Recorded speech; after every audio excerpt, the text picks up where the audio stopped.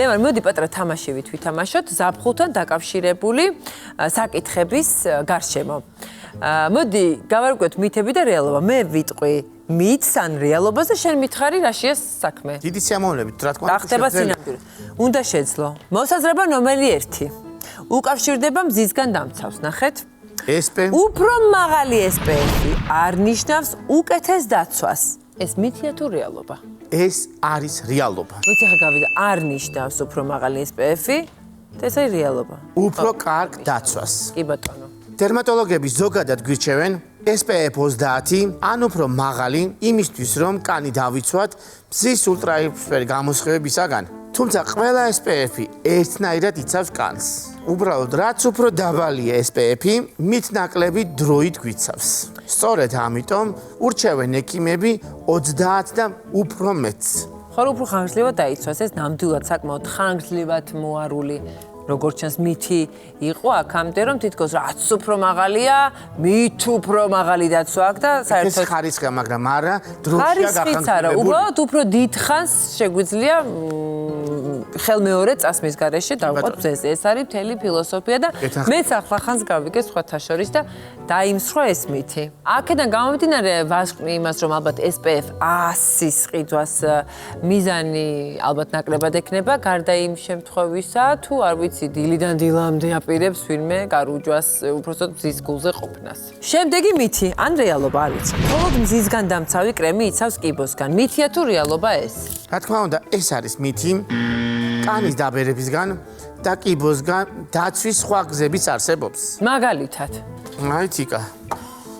ქოლგარი მზისგან დაცვის ხერხი? და ამ შემთხვევაში გამოგვადგა ქოლგამ დარჩით ჭრილში. ჭრილშიც რო ირუჯები, იცი შენ? როგორ არა? ოღონ უსაფრთხოთ? უსაფრთხოთ. კეთილი. იყოს ვიდგეთ ჭრილში. და რა თქმა უნდა, ეს არის ქუდი. დაიფარეთ ფართო. შენ რო დაიფარო არ გინდა მე თმა გამიფუჭდება. აი. იქნებ ტილები მყავს და გადაგედოს. ფართო ფარფლებიანი ქუდი. მშვენიერი. რაც უფრო განიერი ფარფლია, მით უფრო მეტი დაცვა. დაცვა მზისგან. ეს ორი კომპონენტი, ჭრილი, ქუდი პლუს მზისგან დამცავი SPF 30 კრემი, რა თქმა უნდა, უფრო ეფექტურია. კი ბატონო, კომბინაციაში. აუცილებლად არ დაგვაწყდეს მინდა სათვალე. რა თქმა უნდა, მშვენიერი ლამაზი სათვალეთ გქონია. შემდეგი მითი, აბა ვნახოთ, მოსაზრება ნომერი 3. ზაფხულში უნდა მიიღოთ ელექტროლიტები ორგანიზმში წყლის დონის შესანარჩუნებლად. აბა ვნახოთ. ეს არის მითი. ელექტროლიტების დამატებითი დალევა ნამდვილად ზაფხულის განმავლობაში აუცილებელი არ არის, იმიტომ რომ ადამიანების ზაფხულში უამრავი სახეობის ხილ და ბოსტნეულს ღებულობენ, ამიტომ მათში დიდი რაოდენობით შედის მინერალები, მაგნიუმი, კალიუმი, კალციუმი, ნატრიუმი და ასე შემდეგ. ამიტომ ცალკე კიდე ელექტროლიტების დამატება არ წარმოადგენს აუცილებლობას. ანუ აგერ არიან ელექტროლიტები. რა თქმა უნდა, ბუნებრივი. თუმცა არსებობს გამონაკლისის შემთხვევები, ეს არის როცა ორგანიზმი არის დეჰიდრირებული, ანუ წყალდაცლილი, რომ წყლის დაცლასთან ერთად იკარგება საცოცხლო მნიშვნელობის ელექტროლიტები, ამ შემთხვევაში აუცილებლად უნდა იქნეს გარედან მიიღებული ის ელექტროლიტები, რომლის დეფიციტი გააჩნია ორგანიზმს. ფაღარათის და გულისრევის შემთხვევას რა თქმა უნდა, ეს შეიძლება იყოს კვებით ინტოქსიკაციის შედეგები, მოგზაურობის დაავადებასაც კი უწოდებენ. ამას ეს არის ფაღარათი და გულისრევა. სწორედ ამ დროს ადამიანი კარგავს დიდი რაოდენობის სითხეს და სითხესთან ერთად იკარგება ელექტროლიტები. და მეთანხმებით იქა, რომ დეჰიდრატაციის მიზეზი შეიძლება იყოს ჭარბი ოფლიანობა. ანუ გადაჭარბებული ტემპერატურის მომატების შემთხვევაში ხდება აორთქლება. აი, რასაც უფრო ამძაფრებს, ეს არის ვარჯიში და ფიზიკური აქტივობა, ანუ დატვირთვა. ამ შემთხვევაში შეგიძლიათ მიეხმაროთ ორგანიზმს სწორედ ამ ელექტროლიტებით. ხოლო დიდი რაოდენობით წყლის კარგვის გამო შეიძლება ეს იქნება ოფლი თუ სხვა გზები. კარგი, კიდევ ერთი მოსაზრებაც გავაშხეროთ, 3 მშვენიერი მოსაზრება გავაბათილეთ, ასე ვთქვათ. მოსაზრება ნომერი 4. ავტორუჯის კრემები უფრო უსაფრთხოა ვიდრე სოლარიუმი და მზეზე გარუჯვა. თიკა, ეს ნამდვილად რეალობაა. თუ კანის ფერის ცვლილება გვინდა, უმჯობესია წაისვათ ავტორუჯი. ის ფრთხილად უნდა მოიხმაროთ, არ წაისვათ ლორწოვან გარზე, როგორიც არის თვალი და ტუჩები. საუკეთესო ავტორუჯი აუცილებლად უნდა შეიცავდეს DHA-ს, დიჰიდროქსიაცეტოლი. ეს წარმოადგენს მარტივ ნახშირწყალს, რომელიც უსაფრთხოა და არ წარმოადგენს არანაირ დამაზიანებელ ეფექტს კანზე. ეს შეიძლება ბევრისთვის იყო ახალი ინფორმაცია, იმიტომ რომ გონია რომ რადგან მზე ბუნებრივია, რა თქმა უნდა ჯობია ის ქიმიურად მიღებულ, ასე ვთქვათ, ავტოროც, თუმცა არ აღმოჩნდა რომ სულაც საპირისპიროდ ყოფილა საქმე. ასევე არ დაგვავიწყდეს რომ რადგან შეფერილები ვარ და ავტორუჯით და უშუალოდ მოხდა ეს შეფერვა, მზის განდაცვას აღარ საჭიროებს ასეთი კანი ავტორუჯის გამოყენების შემდეგაც აუცილებელი რომ მზის დამცავი გამოიყენოთ. მოდი მოვისმინოთ ნომერ მე-5 მოსაზრება. კოღოებს მოსწონთ ეგრეთ წოდებული ტკბილი სისხლის მქონე ადამიანები. ეს მე მსმენი, აბა, მე ტკბილი სისხლი მაქვს და იმიტომ ესე თავს ინუგეშებენ ხოლმე ადამიანები. ეს მითია ნამდვილად. აბა როგორ ხდება ისე რომ საერთოდ არ ეკარებიან ვიღაცა და ვიღაცას მართლა გლეჯენ და ანადგურებენ. კოღოებს იზიდავს თიკა 3 რამ ჩვენ ფოთელებმა ყველაზე კარგად ვიცით ეს ამბები. რა იზიდავს არ ვიცი მე.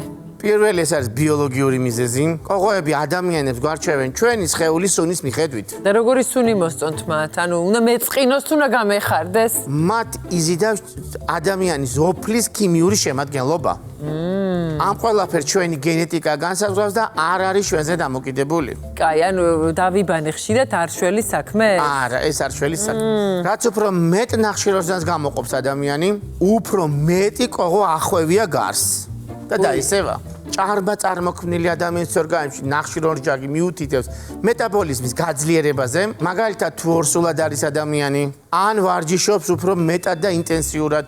ამ შემთხვევაში ხდება მეტი ნახშირორჟანგის გამოყოფა, ანუ პროდუქცია და მინდა გითხრა თიკა რომ ასეთი ადამიანები კოღოსთვის კვეთნად შესამჩნევნი არიან. მესამეს გახლავთ ფერი.